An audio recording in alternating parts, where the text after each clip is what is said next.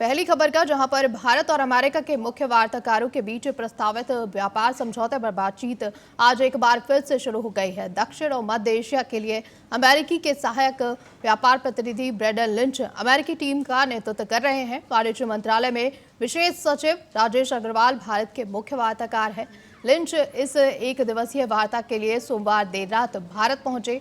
अमेरिकी बाजार में भारतीय सामान पर 7 अगस्त से 25% शुल्क और 27 अगस्त से 25% जुर्माना लगाए जाने के बाद किसी उच्च पदस्थ अमेरिकी व्यापार अधिकारी का यह पहला दौरा है। थिंक GTRI का कहना है कि इस बातचीत में रूस से तेल खरीदने के कारण लगाया गया शुल्क मुख्य बाधा है। जब भारत पर 25% का शुल्क लगाया गया था तब बातचीत चल रही थी और उम्मीद थी कि इसे घटाकर 10% कर दिया जाएगा, लेकिन वॉशिंगटन ने भारत पर 25% जुर्माना लगाकर विवाद को और बढ़ा दिया है।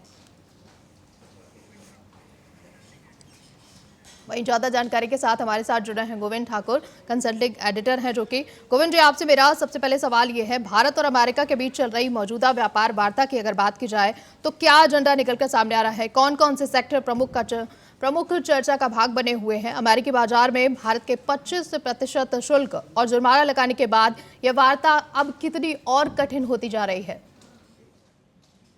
देखिए शालिनी, जब से रूस से तेल खरीदने के आरोप को लगाते हुए अमेरिका ने भारत पर 25% का एक्स्ट्रा अलग से जो टैरिफ लगाया था, उसके बाद से भारत और अमेरिका के बीच में बिलगाहट हुई और दूरी बढ़ी।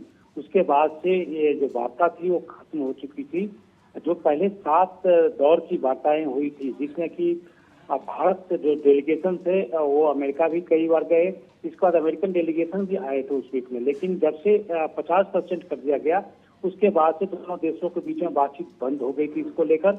लेकिन फिर आप देखिए, जिस तरह से दबाव भारत पर ट्रंप प्रशासन ने लगाया किया था, उसके बाद से जब भारत की ओर से किसी भी तरह की कोई दबाव न झेलने की जो मैसेज दिया गया, खासकर SCO की बैठक में जो चाइना में बीजिंग से जो मैसेज दिया गया था अमेरिका को, उसके बाद से अमेरिका और ट्रंप खुद एक समझौते के मूड में आ गया और उसने प्रधानमंत्री नरेंद्र मोदी से कहा कि वो हमारे अच्छे दोस्त हैं और भारत के साथ हमारे अच्छे संबंध रहेंगे।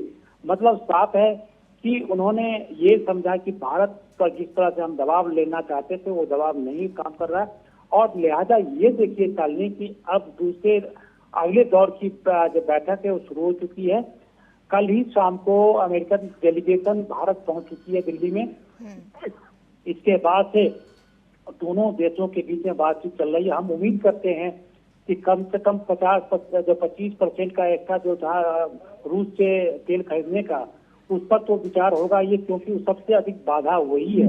हाँ, हालांकि उससे पहले जैसा कि आपने कहा, ये 25% शुल्क को घटाकर 10% करने की संभावना कहीं ना कहीं बनी हुई है, तो या अमेरिका अब और इस पर सख्त रुख अपनाता हुआ नजर आ रहा है?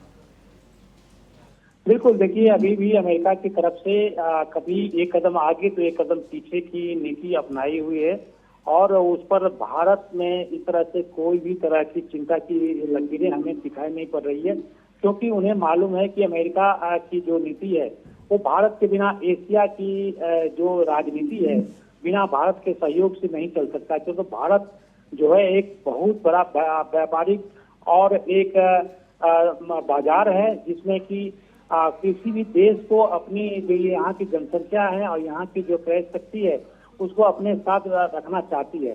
तो चाहे वो चाइना हो, रशिया हो, अमेरिका हो या कोई और भी देश हो, भारत से अलग नहीं रहना चाहता। यही कारण है कि अमेरिका के बाद चाइना, रशिया से तो हमारे संबंध पहले से भी अच्छे रहे हैं, लेकिन चाइना और अमेरिका में अगर देखा जाए तो भारत का जो व्यापारिक संबंध है अमेरिका से अधिक रहा है, और लगभग जो निर्यात के जो हमारे जो रेशियो उसमें 80% जो हैं वो अमेरिका के साथ ही रहे हैं। तो ऐसे में भारत कभी भी नहीं चाहेगा कि अमेरिका के साथ दूरी इतनी बढ़ जाए कि हम फिर वापस ना लौटे। कहीं ना कहीं ये भारत अमेरिका की तकरार आगे बढ़ती हुई नजर आ रही है। वहीं रूस से तेल खरीदना इस वार्ता पर सबसे बड़ी बाधा बताया जा रहा है। हमेशा से अमेरिका की तरफ से कहा गया है कि रूस से तेल नहीं खरीदा जाए। क्या भारत इस पर समझौता करने के लिए तैयार है? देखिए, हमें जहाँ तक अभी जानकारी है उसके हिसाब से भारत सरकार की ओर से कहा गया कि हम सभी विषयों पर बातचीत करेंगे, लेकिन जहां तक तेल खरीदने की बात है तो हमें नहीं लग रहा है कि भारत अभी इतनी जल्दी अमेरिका के कहने से, अमेरिका के दबाव में रसिया से तेल ना खरीदे, क्योंकि रसिया हमारा एक पौराणिक मित्र देश रहा है और रहेगा।